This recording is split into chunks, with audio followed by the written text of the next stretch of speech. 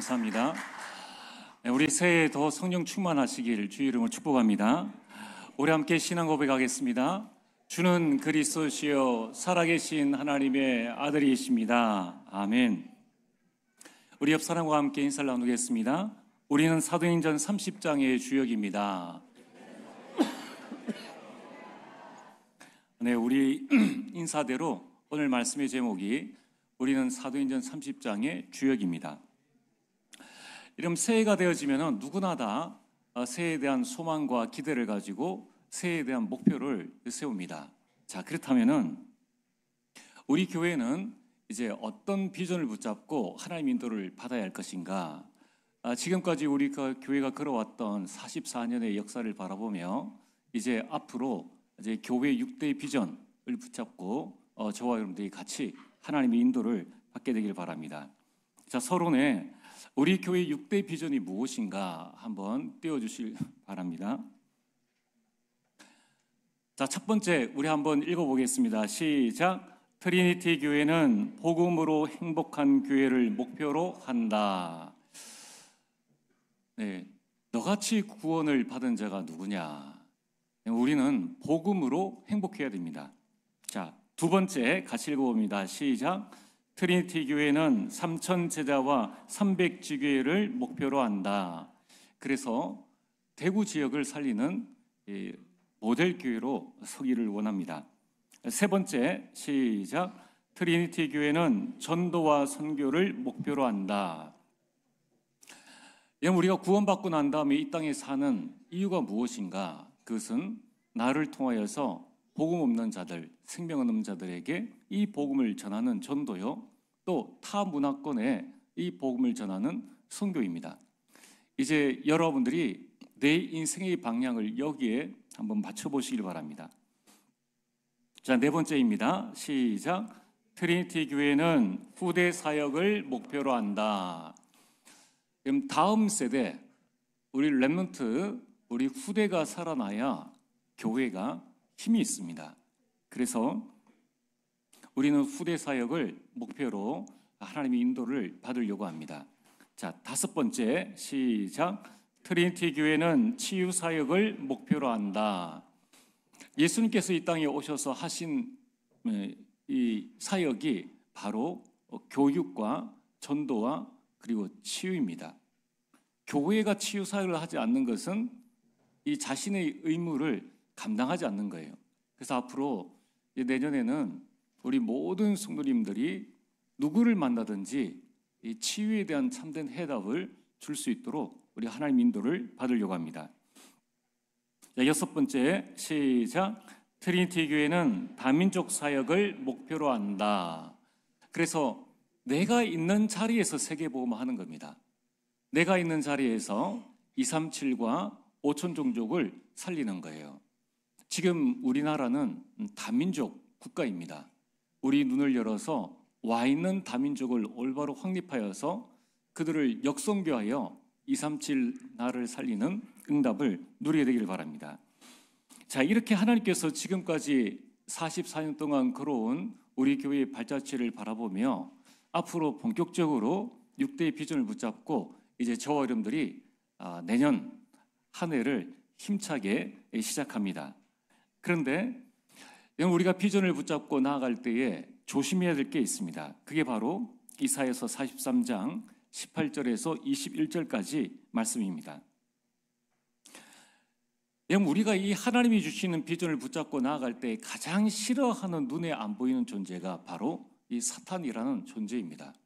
이 사탄은 속이는 데에 아주 고수입니다. 과거는 다 지나갔습니다. 우리 과거는 그리스도로 다 끝났다는 겁니다. 근데 우리는 자꾸 과거를 스스로 소환을 하는 거예요. 기억력도 안 좋은데 이 상처 기억력은 평생을 간다는 겁니다. 아마 우리가 상처를 기억하듯이 수능 시험을 치면 이 자리에 계신 분 다 만점 받을 텐데 상처는 일평생 우리가 가지고 있는데 이 다른 거는 기억을 하지 못해요. 우리 마음속에 이 상처를 가지고 있으면은 이건 영적인 암입니다. 육신과 모든 것들은 자라게 되는데 신앙생활은 성장하지 않는 거예요.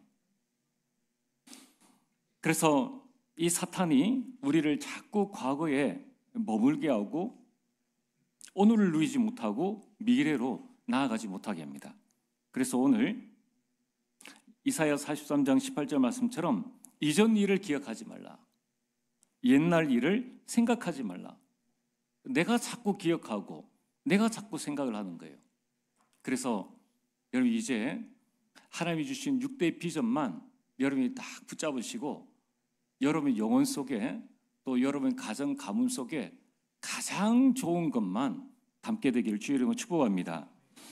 여러분 지나간 우리 이전 모든 일은 가만히 살펴보면은 모든 것이 하나님의 은혜임을 알게 됩니다. 또 로마서 8장 28절에 모든 것이 합력하여 선을 반드시 이루게 됩니다. 그래서 오늘 여러분들이 그 믿음을 굳게 붙잡고 언약 가운데서 승리하시길 바랍니다.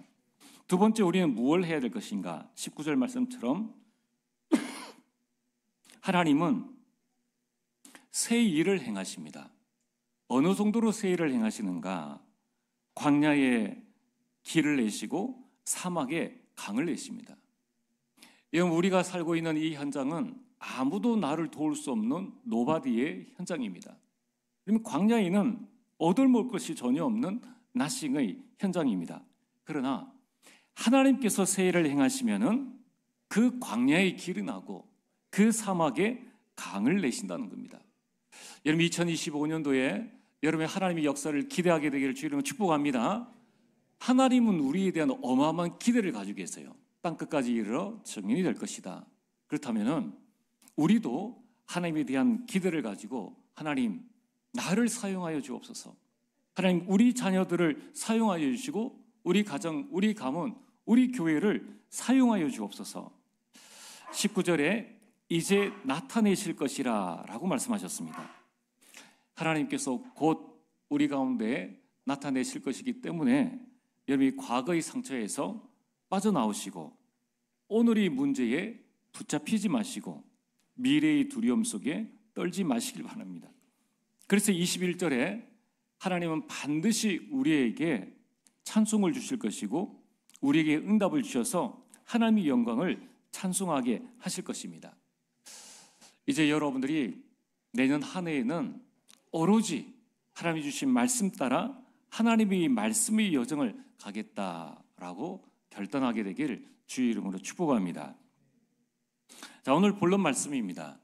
오늘 우리는 사도행전 28장 30절에서 31절까지 말씀을 읽었습니다. 그런데 왜 뜬금없이 사도행전 30장의 주역이라고 말했습니까? 여러분 우리 다 같이 사도행전 29장 1절을 다 같이 찾아서 한번 읽어보겠습니다. 성경 찾는 분들 계시죠? 29장은 없습니다. 앞을 보시길 바랍니다. 29장 1절 자, 시작. 이 복음이 조선에 전파되니라. 바울이 거침없이 복음을 전했는데 이 복음이 우리 태어나기 140년 전에 거침없이 이 조선에 전파되어졌습니다. 자, 그래서 2절에서 140절까지는 우리 다 읽어야 되는데 시간이 없어서 그만 생략을 하고요. 마지막 절 사도행전 29장 141절을 우리 다 함께 읽겠습니다. 시작. 그리스도의 복음이 평은 아니라. 자, 왜 141절인가? 우리나라에 복음이 들어온 지 올해로 140년입니다. 그래서 한 해 동안 일어난 하나님의 역사를 1절로 하고 그래서 141절에 이제 드디어 이 그리스도의 복음이 평원교회를 거쳐 트리니티 교회에 가득하니라까지가 사도행전 29장까지의 말씀입니다. 이 말씀이 이미 우리에 성취되어졌죠. 조선에 선포되어진 이 하나님의 말씀이 이제 트리니티 교회 우리 모든 성도님들에게 이 복음이 증거되어졌습니다. 자, 그러면은 이제 우리는 어떤 응답을 받아야 할 것인가? 우리에게 증거되어진 이 하나님의 말씀을 붙잡고 사도행전 30장의 응답을 이제 써내려가는 겁니다. 자, 사도행전 30장 1절을 우리 다 함께 읽겠습니다. 시작. 트리니티 교회에 전파된 복음으로 인하여 인생개혁, 종교개혁, 문화개혁이 일어나니라. 아멘. 2절부터는 이제 여러분들이 마음껏 쓰시길 바랍니다. 어떤 분들은 52절까지 쓸 수 있겠고요. 1년이 52주니까 여러분들이 이 사도행전 30장 1절까지 말씀을 붙잡고 여러분 개인과 여러분 가정과 가문 또 여러분의 현장에 하나님께서 어떻게 성령으로 역사하셨는가 그것을 기록해서 후대의 유산으로 또 우리 교회의 유산으로 남기는 새로운 한 해가 되어지길 주의 이름으로 축복합니다. 내년에는 우리 교회가 설립 45주년입니다. 굉장히 의미 있는 한 주간이죠. 한 해입니다. 이제 여러분들이 하나님께서 우리에게 베푸실 그 은혜를 바라보고 지금부터 하나님의 말씀의 인도를 받아 나가야 합니다. 어떤 인도를 받아야 할 것인가?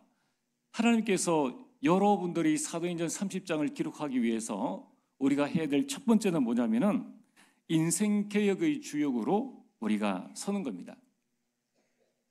여러분, 우리는 내년에 사도행전 말씀을 통하여서 우리 인생개혁과 그리고 교회개혁, 문화개혁의 응답과 축복들을 누릴 것입니다. 초대교회 성도들은 어떻게 인생개혁을 이루었는가? 오로지 사도행전 1장 1절에 그리스도가 예수요, 그 그리스도께서 내 인생 모든 문제를 해결하셨다라는 이 말씀을 언약으로 굳게 붙잡았습니다. 그리고 하나님 나라의 일, 하나님의 나라가 현장에 임함으로 흑암이 무너지는 역사를 그들이 본 것입니다. 사도행전 1장 8절, 오직 성령의 충만함으로 자신들의 한계를 넘어섰습니다. 여러분, 우리는 이제 그리스도와 하나님 나라와 성령 충만의 언약을 붙잡고 창세기 3장 인생, 노예된 인생, 포로된 인생, 속된 인생이 개혁되어지길 주의 이름으로 축복합니다. 여러분들이 말씀 붙잡고 한번 기대해 보시길 바랍니다. 초대교회 성도들보다 우리가 못할 게 아무것도 없고요. 하나님은 지금도 우리 가운데 역사하시고 우리와 함께 하십니다. 그러면 초대교회가 그랬던 것처럼 우리가 이 그리스도와 하나님 나라의 일과 오직 성령의 충만을 언약으로 붙잡으면 됩니다. 이 언약을 붙잡고 초대교회는 더불어 함께란 말입니다. 마음을 같이하여 한 마음으로 기도에 힘썼습니다.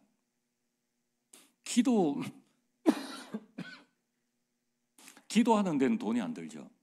기도는 누구나 다 할 수 있습니다. 그런데 언약 붙잡고 기도했는데 인생 개혁이 일어난 것입니다. 여러분, 이 운명에 맡겨진 우리 인생이었는데 이제 우리가 기도함으로 말미암아 하나님의 참된 응답을 받고 누리는 인생이 되어졌습니다. 자, 이제 내년에는 여러분들이 정말 응답받는 인생, 그리스도로 행복한 기도의 인생이 되어지시길 바랍니다. 그래서 초대교회 성도들은 이 언약과 기도 가운데에서 자신의 삶이 전도자의 인생으로 그냥 바뀌어진 거예요. 그들이 하려고 노력한 것이 아니라 언약 붙잡고 기도했는데 오순절 날이 성령께서 강권적으로 임하신 것입니다. 이제 우리 내년에는 우리 모든 성도님들이 성령 충만하게 되길, 또 성령 충만하기를 서로 중보 기도하는 우리 성도님들 되어지길 바랍니다. 그래서 성령 충만하니까 복음 들을 사람이 15나라에서 예루살렘에 오게 되었고 선교의 문이 열려진 겁니다. 저는 기대하고 있습니다. 우리 모든 성도님들 가정이 교회를 살리는 가정이 되어지고 여러분 가문이 복음의 명문 가문이 되어져서 한 나라 선교하고 한 명의 선교사를 파송할 만큼의 선교의 가문이 되어질 수 있도록 어떻게 하면 됩니까? 오직 언약 붙잡고 기도 속에 들어가서 내 인생을 개혁하면 됩니다. 성령께서 임하시니까 내 속에 하나님의 말씀이 성취되어지고 그리고 3천 제자가 일어났습니다. 또한 자기 것 안 아까운 사람 없습니다. 근데 초대교회는 성령 충만 받으니까 물건을 서로 통용하고 성전과 집에 모이기를 힘썼고 하나님을 찬미했다는 거예요.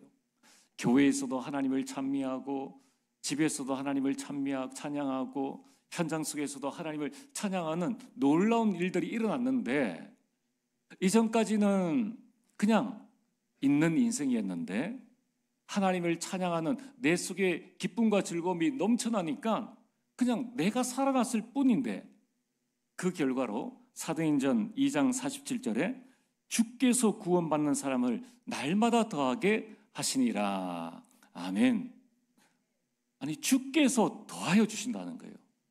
내가 힘쓰고 애쓰는 것이 아니라 나는 짝믿음의 가정에서 언약 붙잡고 기도하고 내 마음속에 찬양의 기쁨과 감사를 누리고 있는데 가정이 복음화되어지네요. 명절에 모여서 하나님의 그 기쁨을 증거하고 같이 명절에 있는데 믿지 않는 가정이 보고 하나님을 찬미하고 주께 돌아오는 놀라운 역사가 일어난 것입니다. 여러분, 이처럼 이제 우리는 하나님이 절대 망대, 이것을 내 영혼, 내 마음, 생각, 내 모든 현장에 내년에는 완벽하게 견고히 세우게 되기를 주의 이름으로 축복합니다. 그래서 절대 무너지지 않는 하나님께서 나에게 주신 7 망대, 또 내가 가야 될 7 이정표, 또 내가 가야 될 7 여정, 이 부분이 확실하면은 그 속에서 문제가 오면은 답을 찾게 되고, 갈등이 일어나면은 갱신하게 되고, 위기가 오면은 하나님 주신 기회인 줄 알고 믿음으로 도전하게 되는 것입니다. 이처럼 행복한 인생이 어디 있겠습니까? 우리 교회 6대 비전 1번, 복음으로 행복한 인생. 내년에는 한번 복음으로 많은 행복을 누리게 되기를 주의 이름으로 축복합니다. 우리 옆 사람 한번 축복하겠습니다. 복음으로 행복한 인생이 됩시다. 두 번째, 2025년도에 하나님께서 우리에게 주실, 또 우리가 받을 응답은 무엇입니까? 교회 개혁의 주역입니다.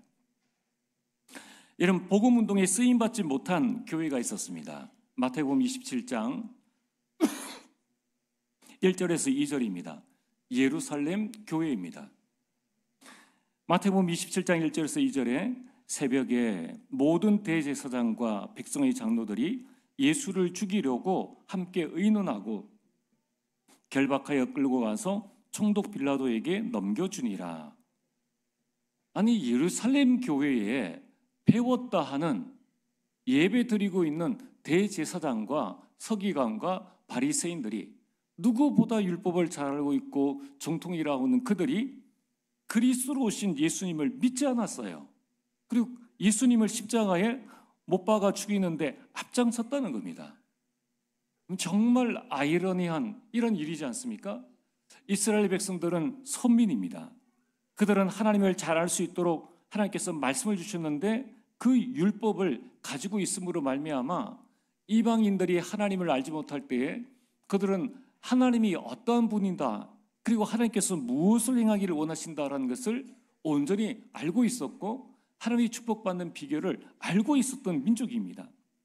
그런 거대한 예루살렘 성전에서 남이 드리지 못하는 예배의 축복을 매 절기마다 드리고 있는 그들인데, 정말 아이러니하게 그들은 복음 운동에는 전혀 쓰임받지 못한 교회가 되어졌습니다.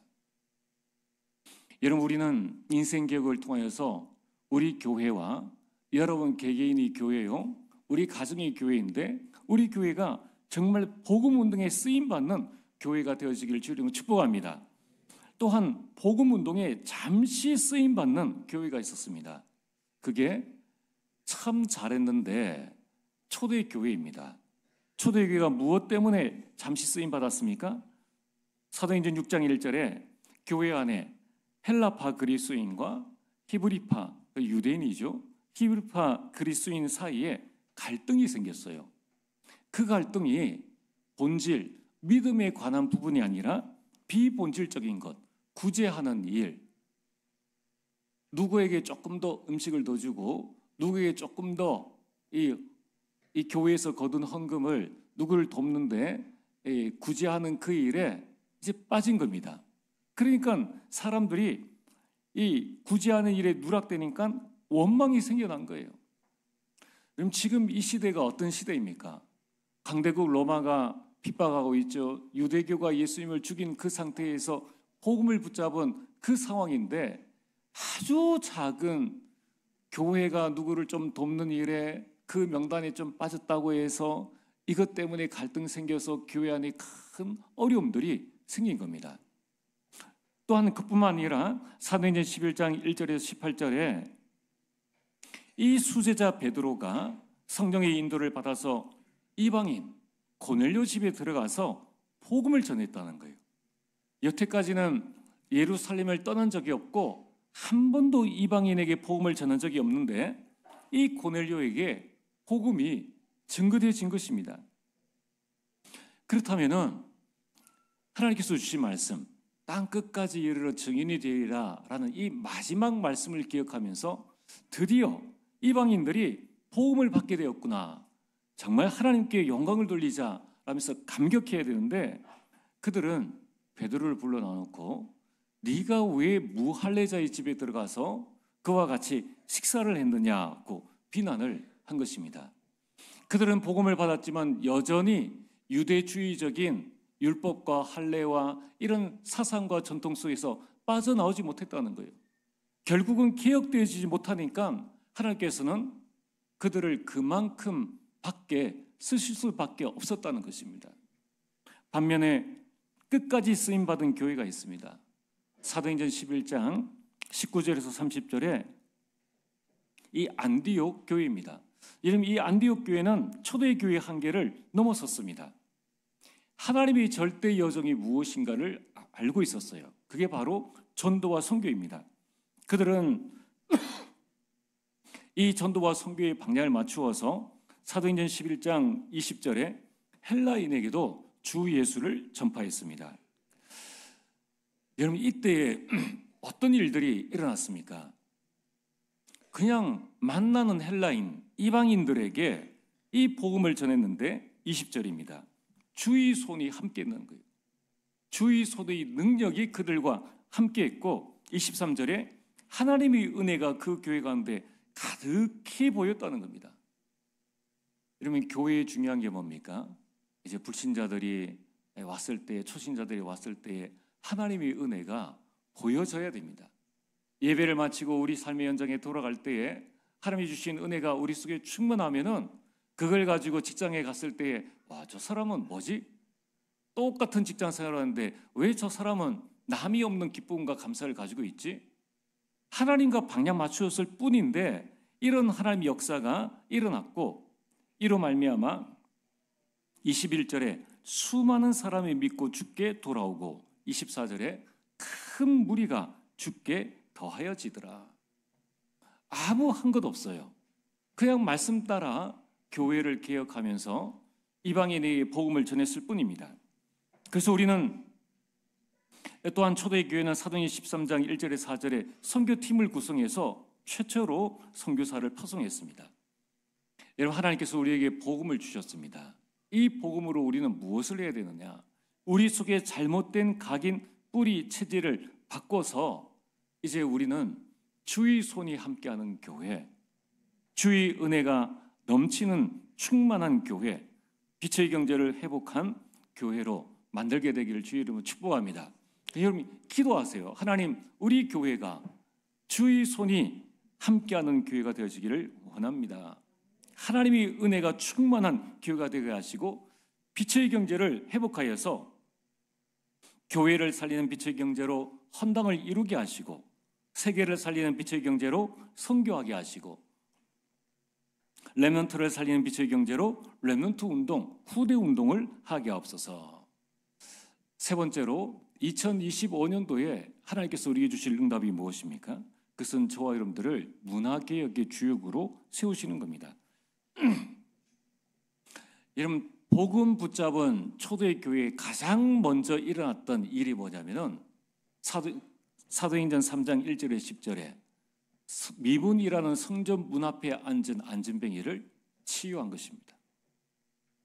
이미 교회 앞에 앉아 있는데 아무도 그를 치유하지 못했습니다. 이제 우리는 정말 교회가 병든 자, 연약한 자, 영적 문제 있는 자, 또 교회의 발을 디디는 모든 사람을 치유하는 치유 사역을 본격화하게 되길 바랍니다. 그래서 이제 여러분들 가정 가문, 또 주일에 전도회, 우리 교회 학교 어느 누구 관계없이 여러분 아파 보면은 참 가장 힘들고 어렵습니다.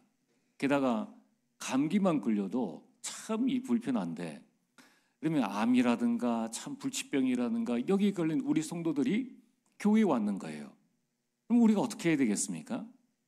정말 우리가 중보 기도해주고 이들이 함께 치유의 응답을 받아 누릴 수 있는 그런 방법들을 우리가 알려주고, 또 집중하지 못하고 분산되어지고 분열되어지는 우리 후대들에게 집중할 수 있는 방법을 알려줘야 된다는 거예요.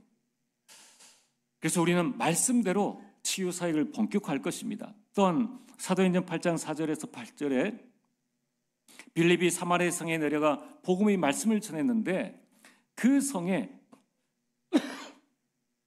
큰 기쁨이 있더라. 흑암으로 가득한 현장에 큰 기쁨이 생겨났습니다. 이게 문화개혁입니다.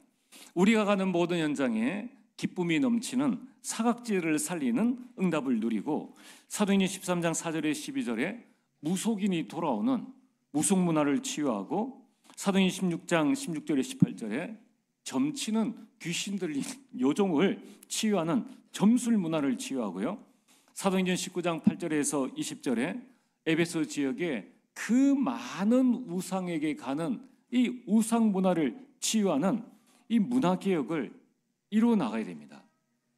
여러분, 이뿐만입니까? 이제 우리는 다음 달에 설명절을 맞이해야 되는데, 우리 가문에 모든 이 설 또 명절의 문화가 복음 문화로 완전히 바뀌어져서 여러분 설 명절이 후대를 위한 가장 좋은 회당 운동의 장입니다. 여러분, 사도 바울이 세계복음을 위해서 어디를 찾아갔느냐? 바울의 문화개혁의 핵심에는 사도행전 19장 8절에서 10절의 회당 운동입니다. 후대 운동이라는 거예요. 그래서 정말 복음의 명문 가문을 이루기 위해서 지금부터 여러분이 기도하시길 바랍니다. 그래서 여러분들이 모였을 때에 인생 개혁을 위해서 그리스도를 붙잡고 기도하면서 하나님의 인도를 받으시고, 또 정말 하나님께서 우리에게 주신 이 현장을 살릴 수 있도록, 교회 개혁할 수 있도록, 우리 가문이 모였을 때는 여러분 같이 포럼하고, 흩어졌을 때는 교회를 개혁할 수 있는 가정이 되어질 수 있도록, 또한 이 모든 우리 삶의 문화를 개혁할 수 있는 주의 백성 될 수 있도록 이 설 명절을 잘 붙잡고 하나님의 인도를 받아 나가야 한다는 겁니다. 오늘 말씀의 결론입니다. 우리는 어떻게 인생을 개혁할 것인가? 우리는 어떻게 교회를 개혁하고 또 문화를 개혁할 수 있습니까? 그래서 2025년도 우리 전 성도님들이, 우리 레몬트로부터 시작해서 우리 모든 성도님들이 세 가지 미션을 딱 붙잡으시길 바랍니다. 첫 번째, 정확한 언약을 붙잡아야 됩니다. 말씀을 주신 하나님은 말씀대로 성취하신다는 거예요. 그래서 말씀 붙잡고 말씀에 오직 하시길 바랍니다. 왜냐하면 그것 외에 다른 답은 없기 때문입니다. 오직 복음하시고, 오직 말씀 붙잡으시고, 오직 기도하시고, 오직 기도에 힘쓰게 되길 바랍니다. 두 번째는 오직 집중 속에 들어가서 조용히 기다리라는 거예요. 우리는 조급하다가 많은 하나님의 축복들을 놓쳐버리고, 설치다가 하나님의 시간표를 놓쳐버립니다. 사도행전 1장 4절에 아버지의 약속하신 것을 기다리라. 여러분, 하나님은 우리에게 응답 주시기를 간절히 원하세요. 그래서 사도행전 2장 1절에서 4절에 오순절 날이 이르니까 아무도 막을 수 없고 감당할 수 없는 바람 같은 불 같은 성령의 역사가 일어나니까 그동안에 못 받았던 더 많은 응답들을 받게 된 것입니다. 세 번째는 도전하라. 이제 하나님의 시간표가 되면은 우리 중직자들이 믿음으로 도전하는 것입니다. 어떻게 말입니까?